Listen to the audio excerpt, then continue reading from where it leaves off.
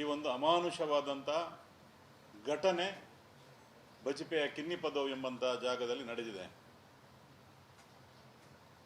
Social ಮೀಡಿಯಾದಲ್ಲಿ ಬಂದಂತಹ ಕೆಲವು ವಿಡಿಯೋಗಳಿರ್ಬೋದು ಅಥವಾ CC ಫುಟೇಜಲ್ಲಿ ಸಿಕ್ಕಂಥ ಕೆಲವು ವಿಡಿಯೋಗಳಲ್ಲಿ ಸುಹಾಸ್ ಶೆಟ್ಟಿ ಕಾರಲ್ಲಿ ಬರುವಾಗ ಒಂದು ಸ್ವಿಫ್ಟ್ ಗಾಡಿಯಲ್ಲಿ ಗುದ್ದಿ ಇನ್ನೊಂದು ಪಿಕಪ್ ಗಾಡಿಯನ್ನು ಅಡ್ಡ ಹಾಕಿ 4 ಜನ ಕತ್ತಿಯಿಂದ ಅಮಾನುಷವಾಗಿ ಕಡಿಯುವಂಥ ದೃಶ್ಯವನ್ನು ನಾವೆಲ್ಲ ಕಂಡಿದ್ದೇವೆ, ನೀವು ಕಂಡಿದ್ದೀರಿ. ಆ ಸಂದರ್ಭದಲ್ಲಿ ಒಂದು ಕೋಟೆ ನಿರ್ಮಾಣ ಮಾಡಿದ ರೀತಿಯಲ್ಲಿ ಸುಮಾರು 20 ರಿಂದ 25 ಜನ ವ್ಯವಸ್ಥಿತವಾಗಿ 4 ಜನರನ್ನು ನಡುವಿನಲ್ಲಿ ಆಟ ಆಡಲಿಕ್ಕೆ ಬಿಟ್ಟಾಗಿ ಕಡಿಯಲಿಕ್ಕೆ ಬಿಟ್ಟು ಒಂದು ಕೋಟೆಯನ್ನು ನಿರ್ಮಿಸಿ ಬೇರೆ ಯಾರೇ ಅಲ್ಲಿಗೆ ಬರದೇ ರೀತಿಯಲ್ಲಿ ರಕ್ಷಣೆ ಕೊಡುವಂಥದ್ದು ಸಹ ನಮ್ಮ ವಿಡಿಯೋದಲ್ಲಿ ಬೇರೆ ಬೇರೆ ಮಾಧ್ಯಮದಲ್ಲಿ ನಾವು ನೋಡಿದ್ದೇವೆ. ಈಗಾಗಲೇ ಸುಹಾಸ್ ಶೆಟ್ಟಿ ರಕ್ತದ ಮಡುವಿನಲ್ಲಿ ಬಿದ್ದಿರ್ತಾನೆ. ಕೊಲೆ ಮಾಡಿದವರು ಕಾರಲ್ಲಿ ಬಹಳ ವ್ಯವಸ್ಥಿತ ರೀತಿಯಲ್ಲಿ ಅಲ್ಲಿಂದ ಪಾರಾಗಲಿಕ್ಕೆ ಈ ಬೇಲಿ ಹಾಕಿದಂಥ 20 ಜನರು ಸಹ ಸಹಕಾರವನ್ನು ಮಾಡ್ತಾರೆ. ಒಂದು ಮುಸುಕುದಾರಿ ಮಹಿಳೆಯು ಬಂದು ಕಾರ್ನಲ್ಲಿ ಕೂರಿ ಅಂತ ದೂಡಿ ಕೂರಿಸಿ ಅವರನ್ನೆಲ್ಲ ವ್ಯವಸ್ಥಿತ ರೀತಿಯಲ್ಲಿ ಅಲ್ಲಿಂದ ಹತ್ತಿರಕ್ಕೆ ಪಾರು ಮಾಡ್ತಾರೆ, ಅಲ್ಲಿಂದ ಪಾರು ಮಾಡ್ತಾರೆ. ಬಹುಶಃ ಅವತ್ತೇ ವ್ಯವಸ್ಥಿತ ರೀತಿಯಲ್ಲಿ ಮೊದಲೇ ಅವರು ಮಾಡಿದಂಥ ವ್ಯವಸ್ಥೆಯ ರೀತಿಯಲ್ಲಿ ನಾವು 2 ಭಾಗಗಳಾಗಿ ಬಂದು ನಿಮಗೆ ಸರೆಂಡರ್ ಆಗ್ತೇವೆ ಅಂತ ಹೇಳಿ ಬಹುಶಃ ಮೊದಲೇ ಪೊಲೀಸರು ಮತ್ತು ಅವರ ನಡುವೆ ಒಡಂಬಡಿಕೆ ಆಗಿದೆ ಅಂತ ನಮಗೆ ಬಂದಂಥ ಮಾಹಿತಿ. ಇವರು ಯಾರನ್ನೂ ಹಿಡಿಯಲಿಲ್ಲ, ಅವರು ಎಲ್ಲೂ ಓಡಲಿಲ್ಲ. ಪೊಲೀಸರು ಮತ್ತು ಈ ಕೊಲೆಗಾರರ ನಡುವೆ ಒಂದು ಒಡಂಬಡಿಕೆ ಆಗಿದೆ ಅಂತ. ಯಾಕೆಂತ ಹೇಳಿದರೆ ಈ ಕೊಲೆಯಲ್ಲಿ ನೇರವಾಗಿ ಪೊಲೀಸರು ಭಾಗಿಯಾಗಿದ್ದಾರೆ ಅಂತ ನಾನು ಸ್ಪಷ್ಟವಾಗಿ ಹೇಳಲಿಕ್ಕೆ ಇಚ್ಛೆಪಡ್ತೇನೆ. ನೇರವಾಗಿ ಇದು ಜಿಲ್ಲೆಯ ಕಮಿಷನರನ್ನು ಹಿಡಿದು ಎಲ್ಲ ರೀತಿಯಿಂದ ಎಲ್ಲರ ಸಹಕಾರ ಇದ್ದದ್ದರಿಂದಲೇ ಸುಹಾಸ್ ಶೆಟ್ಟಿಯ ಕೊಲೆ ಅವತ್ತು ಆಗಿದೆ. ಸುಹಾಸ್ ಶೆಟ್ಟಿಯ ಕಾರು ಸರ್ವಿಸ್ಗೆ ಇಡ್ತಾನೆ. ಅವತ್ತೇ ಸರ್ವಿಸ್ಗೆ ಇಡುವಲ್ಲಿ ಆ ಸರ್ವಿಸ್ ಸ್ಟೇಷನ್ಗೆ 2 ಕೊಲೆಗಾರರ ಪೈಕಿ 2 ಹೋಗ್ತಾರೆ. ಅಲ್ಲಿ ಹೋಗಿ ನೋಡಿ ಬರ್ತಾರೆ. CCTV ಫುಟೇಜ್ ತೆಗೆದು ನೋಡಿ ಸರ್ವಿಸ್ ಸ್ಟೇಷನ್ ಇತ್ತು. ಎಲ್ಲ ವ್ಯವಸ್ಥಿತ ರೀತಿಯಲ್ಲಿ. ಅದಕ್ಕೆ 2 ದಿನದ ಮೊದಲು ಅವನ ನಿಜವಾಗಿ ಗಾಡಿಯಲ್ಲಿ ಯಾರು ವೆಪನ್ಸ್ ಇಡಬಾರ್ದು, ಆದರೆ ಆತ್ಮರಕ್ಷಣೆಗೆ ಅಂತ ಏನೊಂದು ವೆಪನ್ಸ್ ಇಟ್ಟದ್ದನ್ನು ಸಹ ಪೊಲೀಸರು ಬಂದು ಅದನ್ನು ಕ್ಲಿಯರ್ ಮಾಡಿಸಿಕೊಡ್ತಾರೆ 2 ದಿನದ ಮುಂದೆ. ಇವತ್ತು ಪೊಲೀಸರು ಸಂಪೂರ್ಣವಾಗಿ ಈ ಕೊಲೆಗಾರರಿಗೆ ಸಹಕಾರ ಕೊಟ್ಟದ್ದರಿಂದಲೇ ಮತ್ತು ಅವನ ಮಾಹಿತಿಯನ್ನು ಕೊಟ್ಟಂದಲೇ ಈ ಕೊಲೆ ಆಗಿದೆ ಅಂತ ನನ್ನ ಅಭಿಪ್ರಾಯ ಮತ್ತು ನಮ್ದು ಒಬ್ಬನಲ್ಲ ಎಲ್ಲರ ಅಭಿಪ್ರಾಯ. ಹಾಗಾಗಿ ಪೊಲೀಸರು ಮತ್ತು ಕೊಲೆ ಕಡುಕರು ಸೇರಿಕೊಂಡು ಈ ಸುಹಾಸ್ ಶೆಟ್ಟಿಯ ಕೊಲೆಯನ್ನು ಮಾಡಿದ್ದಾರೆ. ಇವತ್ತು ಬಂದು ನಾವು 8 ಜನರನ್ನು ಹಿಡಿದಿದ್ದೇವೆ ಅಂತ ಪೊಲೀಸರು ಬಹಳ ಘಂಟಾಘೋಷವಾಗಿ ಎದೆ ತಟ್ಟಿ ಹೇಳ್ತಾ ಇದ್ದಾರೆ. ಇವರು ಯಾರನ್ನು ಹಿಡಿಯಲಿಲ್ಲ. ವ್ಯವಸ್ಥಿತ ರೀತಿಯಲ್ಲಿ ಆದಂಥ ಮಾತುಕತೆಯ ವೇಳೆ ಏನಾಗಿದೆ, ಇವರ ವಹಿವಾಟು ಏನು ನಡೆದಿದೆ, ವಹಿವಾಟಿನ ಪ್ರಕಾರ ಅವರು ಸರೆಂಡರ್ ಆಗಿದ್ದಾರೆ. ಅವರ ಮೈ ಮುಟ್ಟಲಿಲ್ಲ, ಯಾರ್ದು ಅವರನ್ನು ಬಂಧನಕ್ಕೆ ಒಳಪಡಿಸಿದ್ದಾರೆ.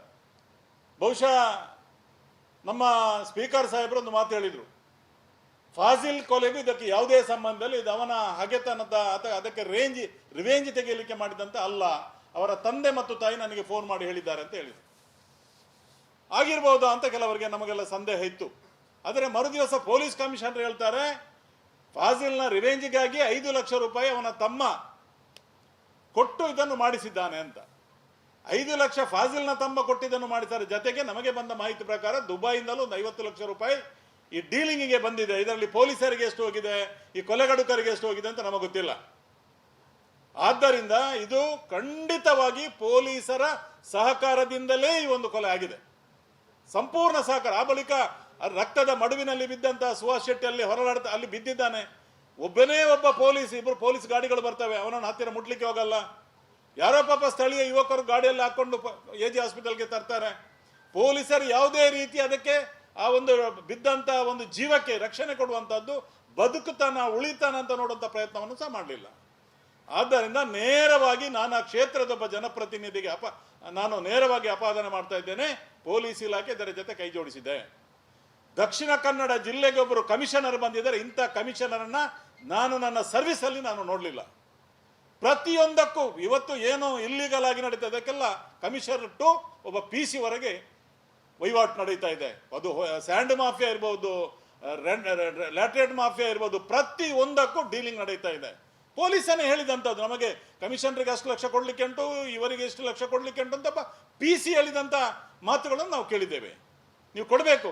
ಇಸ್ಪಿಟ್, ಜುಗಾರಿ, ದಂಧೆ, ಸಿಂಗಲ್ ನಂಬರ್ ಎಲ್ಲ ರಾಜಾರೋಷವಾಗಿ ಜಿಲ್ಲೆಯಲ್ಲಿ ನಡೀತಾ ಇತ್ತು. ಮೊನ್ನೆ ತಾನೇ DC ಅವರು ಏನೋ ಒಂದು ಕ್ರಮ ಕೈಗೊಂಡ್ರಿ, ಮಾಫಿಯಾ ಸ್ಯಾಂಡ್ ಮಾಫಿಯಾ ನಿಂತು ಹೋಗಿದೆ. DC ಅವರನ್ನು ಮಧ್ಯಪ್ರವೇಶ ಮಾಡಿದ್ರು. ಎಲ್ಲ ರೀತಿಯ ನಮ್ಮ ದಕ್ಷಿಣ ಕನ್ನಡ ಜಿಲ್ಲೆಯಲ್ಲಿ ದುಡ್ಡಿದ್ರೆ ಏನು ಬೇಕಾದ್ರೂ ಮಾಡ್ಬೋದು, ಆ ರೀತಿಯ ವ್ಯವಹಾರಗಳು ನಡೀತಾ ಇದೆ. ಅದಕ್ಕೆ ಹೊಂದಿಕೊಂಡೇ ಈ ಒಂದು ಕೊಲೆ ನಡೆದಿದೆ.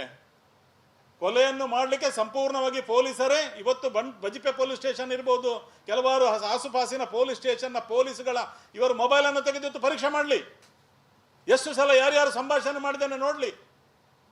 ಇವರು ಇವತ್ತು ಪರದೇಶದಿಂದ 50 ಲಕ್ಷ ರೂಪಾಯಿ ಬಂದಿದೆ ಅಂತ ಮಾಹಿತಿ ಇರುವ ಪ್ರಕಾರ ಪೊಲೀಸರೇ ಇದರಲ್ಲಿ ಶಾಮೀಲಾಗಿದ್ದಾರೆ. ಪೊಲೀಸರಿಗೆ ಕರ್ನಾಟಕ ರಾಜ್ಯದ ಕಾಂಗ್ರೆಸ್ ಸರ್ಕಾರ ಸಂಪೂರ್ಣವಾದಂಥ ರೈಟ್ ಅನ್ನು ಕೊಟ್ಟಿದೆ. ನೀವು ಏನು ಬೇಕಾದರೂ ಮಾಡಿ, ಹಿಂದೂಗಳನ್ನ ಬಗ್ಗು ಬಡಿತೀರ ಬಡೀರಿ, ಏನು ಬೇಕಾದರೂ ಮಾಡಿ, ನಮಗೆ ಮುಸಲ್ಮಾನ್ ಓಲೈಕೆ ಆಗಬೇಕು, ಮುಸಲ್ಮಾನರಿಗೆ ರಕ್ಷಣೆ ಕೊಡುವಂಥ ಕೆಲಸ ಮಾಡಿ. ಇವತ್ತು ನಿನ್ನ 2 ಗಂಟೆ ರಾತ್ರಿಗೆ ನನ್ನ ಮೂಡ್ಶೆಡ್ಡೆ ಒಬ್ಬ ಪ್ರದೀಪ್ ಎಂಬವನ ಮನೆಗೆ ಹೋಗಿದ್ದಾರೆ. ಯಾಕೆ ಹೋಗಬೇಕು? ಅವನ ಮನೆಗೆ ಹೋಗಿ ಅವನು ಅಲ್ಲಿಯ ಮಹಿಳೆಯರನ್ನೆಲ್ಲ ಹೋಗಿ ಕೋಣೆ ಕಬಾಟ್ ಗಿಬಾಟ್ ಎಲ್ಲ ಎಲ್ಲಿದೆ ತಲ್ವಾರ್, ಎಲ್ಲಿದೆ ವೆಪನ್ಸ್ ಅಂತ ನೋಡ್ತಾರೆ. ನಿನ್ನೆ ಕಳ್ವಾರಿಗೆ ಹೋಗ್ತಾರೆ 2 ಗಂಟೆ ರಾತ್ರಿಗೆ, ಮೊನ್ನೆ ಹೋಗಿದ್ದಾರೆ 2 ಗಂಟೆ ರಾತ್ರಿಗೆ. ಹೆಣ್ಣು ಮಕ್ಕಳಿರುವಂಥ ಮನೆಗೆ ಇವರು ಹೇಗೆ ಹೋಗ್ತಾರೆ? ಇವರಿಗೇನು ವಾರಂಟ್ ಇದೆಯಾ? ಎಷ್ಟು ಮುಸಲ್ಮಾನರ ಮನೆಗೆ ನೀವು ಹೋಗಿದ್ದೀರಿ? ಅಲ್ಲಿ 20-25 ಜನರು ಇದ್ರಲ್ಲ, ಅವರ ಮನೆಗೆ ನೀವು ಹೋಗಿದ್ದೀರಾ? ನೀವು ಆ ಸರ್ವಿಸ್ ಸ್ಟೇಷನ್ಗೆ ಹೋಗಿ ನೋಡಿದ್ದೀರಾ? ಅಲ್ಲಿ PCC ಫುಟೇಜಲ್ಲಿ ಯಾರ್ಯಾರು ಇದ್ದಾರೆ ಅಂತ ಎಷ್ಟು ಜನರನ್ನು ನೋಡಿದ್ದೀರಿ ನೀವು? ಏನು ತನಿಖೆ ಮಾಡಿದ್ದೀರಿ ನೀವು? ಸತ್ತದ್ದೊಬ್ಬ ಹಿಂದೂ ಇವತ್ತು ಹಿಂದೂಗಳ ಮನೆಗೆ ಹೋಗಿ ನೀವು ರಾತ್ರಿ 2 ಗಂಟೆಗೆ ಮನೆ ಹೋಗ್ತಾ ಇದ್ದೀರಿ. ಏನಿದರ ಅರ್ಥ? ಹೇಳಿ. ಇವತ್ತಲ್ಲೊಂದು ಫ್ಲಾಟ್ ಇದೆ, ಕಿನ್ನಿಪದಲ್ಲೊಂದು ಫ್ಲಾಟ್ ಇದೆ. ಆ ಫ್ಲಾಟಿನ ಹೆಸರು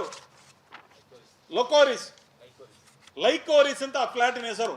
ಇವತ್ತು ಅನಂತನ್ನು ಕೊಂದವರು ಇರ್ಬೋದು, ಪ್ರಶಾಂತ್ ಪೂಜಾರಿಯನ್ನು ಕೊಂದವರು ಇರ್ಬೋದು, ನಮ್ಮ ಮಡಿವಾಳವನ್ನು ಕೊಂದ ಪ್ರತಿಯೊಬ್ಬರು ಅದೇ ಫ್ಲಾಟ್ ಅಲ್ಲಿ 2 ಫ್ಲಾಟ್ಗಳಲ್ಲಿ ವಾಸ ಮಾಡ್ತಾರೆ.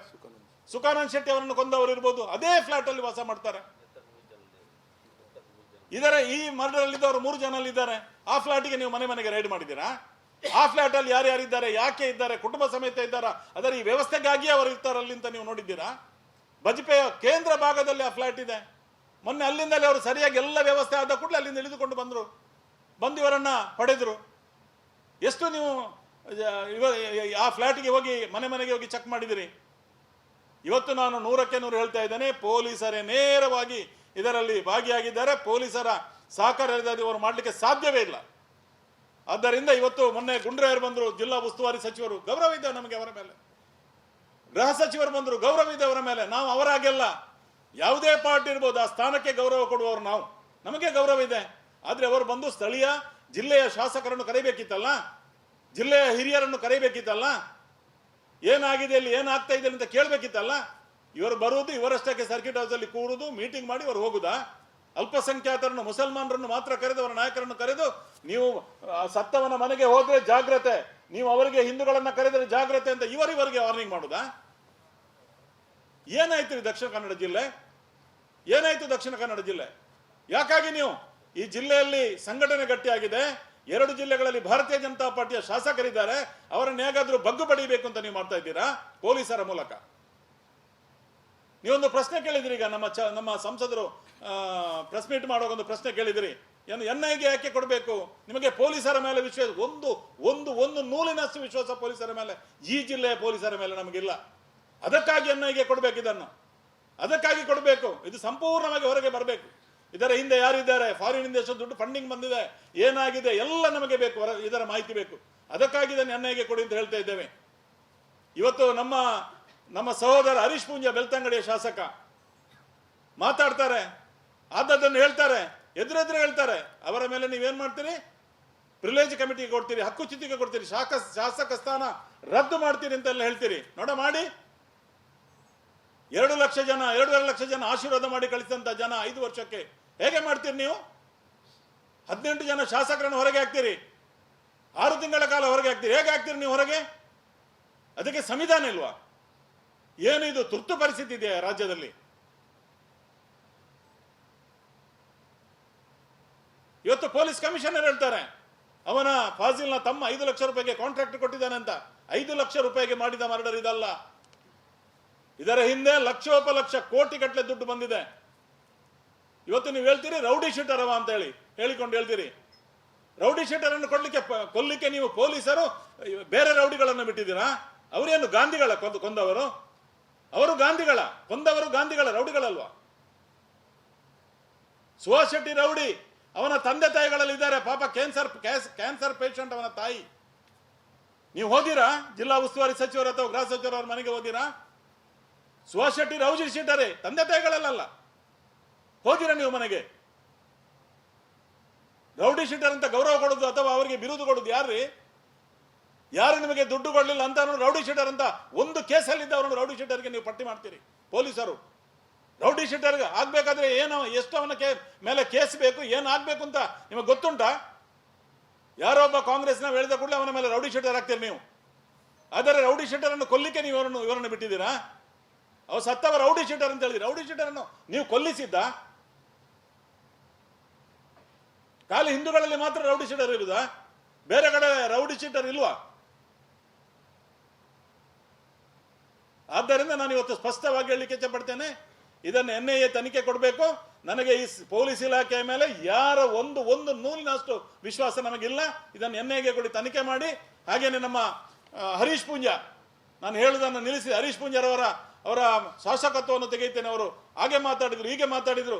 ಒಬ್ಬ ಸ್ಪೀಕರ್ ಸ್ಥಾನದಲ್ಲಿರುವವರು, ನಮ್ಮ ಜಿಲ್ಲೆಯವರು, ಗೌರವ ಇದೆ ನಮಗೆ ಅವರ ಮೇಲೆ. ಖಾದರ್ ಅವರೊಬ್ಬ ಸ್ಪೀಕರ್ ಪೀಠದಲ್ಲಿ ಕೂತದ್ದರಿಂದ ಅವರ ಮೇಲೆ ನಮಗೆ ಗೌರವ ಇದೆ. ಆ ಪೀಠಕ್ಕೆ ಗೌರವ ಕೊಡ್ತೇವೆ ನಾವು. ಅವರು ಹೇಳ್ತಾರೆ ಅವನ ತಂದೆ ತಾಯಿಯವರು ನನ್ನ ಹತ್ರ ಮಾತಾಡಿದ್ದಾರೆ, ಅವ್ರಿಗೆ ಏನು ರಿವೆಂಜ್ ಕೊಡ್ಲಿಕ್ಕೆ ಅವರಿಗೆ ಅದು ಇದಕ್ಕೆ ಕನೆಕ್ಷನ್ ಇಲ್ಲ, ಸಂಬಂಧವೆಲ್ಲ ಹೇಳ್ತಾರೆ. ಹಾಗಾದ್ರೆ ಅವ್ರು ಏನು ಮಾತಾಡಿದ್ದಾರೆ? ಒಬ್ಬರು ಸ್ಪೀಕರ್ ಪ್ರೆಸ್ ಮೀಟ್ ಮಾಡಿ ಈ ಕೊಲೆ ಬಗ್ಗೆ ಮಾತಾಡ್ಲಿಕ್ಕೆ ಇದೆಯಾ? ಸ್ಪೀಕರ್ಗೆ ರಾಜಕೀಯ ಇದೆಯಾ? ಸ್ಪೀಕರ್ಗೆ ರಾಜಕೀಯ ಇದೆಯಾ? ಯಾವುದೇ ಕಾರಣಕ್ಕೂ ರಾಜ್ಯಕ್ಕೆ ಮಾತಾಡಬಾರ್ದು. ಸ್ಪೀಕರ್ ಪ್ರೆಸ್ ಮೀಟ್ ಮಾಡಿದರ ಬಗ್ಗೆ ಚರ್ಚೆ ಮಾಡಬಾರ್ದು. ಹಾಗಾದ್ರೆ ಅವರನ್ನೇನು ಮಾಡ್ತೀರಿ ನೀವು?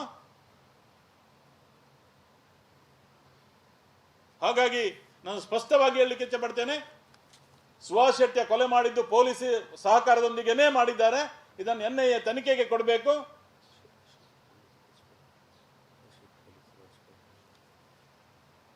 ಪೊಲೀಸರ ನೇರ ಕೈವಾಡ. ಬಜ್ಪೆ ಪೊಲೀಸ್ ಸ್ಟೇಷನ್ ಅಲ್ಲಿ ಕೆಲವು ಪೊಲೀಸರಿದ್ದಾರೆ, ಸುರತ್ಕಲ್ಲಲ್ಲಿದ್ದಾರೆ, ಪನಂಬೂರಲ್ಲಿದ್ದಾರೆ. ನೇರವಾಗಿ ಅವರ ಕೈವಾಡ ಇದೆ ಅದರಲ್ಲಿ. ನೀವು ನಾನು ಕಮಿಷನರ್ಗೆ ಹೇಳಲಿಕ್ಕೆ ಇಚ್ಛೆ ಪಡ್ತೇನೆ, ಅವರ ಮೊಬೈಲ್ ಅನ್ನು ಚೆಕ್ ಮಾಡಿ. ನೇರವಾಗಿ ಸಂಪರ್ಕದಲ್ಲಿದ್ದಾರೆ. ಹಿಂದಿನಂತೆ ಮಾತಿನಂತೆ ನೀವು ಬಂದು ಸರೆಂಡರ್ ಆಗಿ ಆದ ಕೂಡಲೇ ನಿಮ್ಮನ್ನು ನಾವು ತಗೊಳ್ತೇವೆ, ಒಳಗೆ ಹಾಕ್ತೇವೆ. ನಿಮಗೆ ಏನು ಪೆಟ್ಟು ಮುಟ್ಟಿಸೋದಿಲ್ಲ. ನೀವೇನೇ ಅರೆಸ್ಟ್ ಮಾಡಿದ್ದೀರ ಅವರನ್ನು. ಆದ್ದರಿಂದ ಇವತ್ತು ಸ್ಪಷ್ಟವಾಗಿ ಹೇಳ್ತಾ ಇದ್ದೇನೆ, ಈ ತನಿಖೆಯನ್ನು NIAಗೆ ಕೊಡಬೇಕು, ಕೊಟ್ಟು ಇದನ್ನು ತನಿಖೆ ಮಾಡಿಸಬೇಕು. ಏನು ಸತ್ಯ ಅಂತ ಹೊರಬೀಳಬೇಕು. ಇದರ ಸತ್ಯ ಜನತೆಗೆ ತಿಳಿಬೇಕು. ಧನ್ಯವಾದಗಳು. ಅಂತ ಹೆಂಗಸು ಕಾರಲ್ಲಿ ಕೂರಿಸಿದ ಆರೋಪಿಗಳನ್ನ ಅರೆಸ್ಟ್ ಮಾಡಿದ್ದೀರಾ ನೀವು? ಯಾರಂತ ನೋಡಿದ್ದೀರಾ? ಆ 25 ಜನ, 8 ಜನರನ್ನು ಮಾಡಿದ್ದೇವೆ ಹೇಳಿದ್ರೆ, ಉಳಿದಂತ 17 ಜನ ಅಲ್ಲಿ ಸಹಕಾರ ಕೊಟ್ಟವರ ಮನೆಗೆ ಹೋಗಿದ್ದೀರಾ ನೀವು? ಅವರನ್ನೇ ಅರೆಸ್ಟ್ ಮಾಡಿದ್ದೀರಾ ನೀವು? ಮಾಡಿ ಅಲ್ಲ, ಅದು ನಿಮ್ಮ ತಾಕತ್ತು. ಕಾಂಗ್ರೆಸ್ ಸರ್ಕಾರ ಏನು ಹೇಳ್ತದೆ ಅದನ್ನು ಮಾಡ್ತಾ ಇದ್ದೀರಿ. ಅವರ ಗುಲಾಮರಾಗಿ ಕೆಲಸ ಮಾಡ್ತಾ ಇದ್ದೀರಿ ನೀವು. ನಾಳೆ ಇನ್ನೊಂದು ಸರ್ಕಾರ ಬರ್ಬೋದು, ನಾಳೆ ಮತ್ತೊಂದು ಸರ್ಕಾರ ಬರ್ಬೋದು. ಆದ್ರೆ ನೀವು ಪೊಲೀಸರು 30-35 ವರ್ಷಗಳ ಕಾಲ ಸೇವೆ ಮಾಡುವವರು. ನೀವು ಯಾವುದೇ ಸರ್ಕಾರಕ್ಕೆ ತಲೆ ತಗ್ಗಿಸಿ ಕೆಲಸ ಮಾಡುವಂಥದ್ದು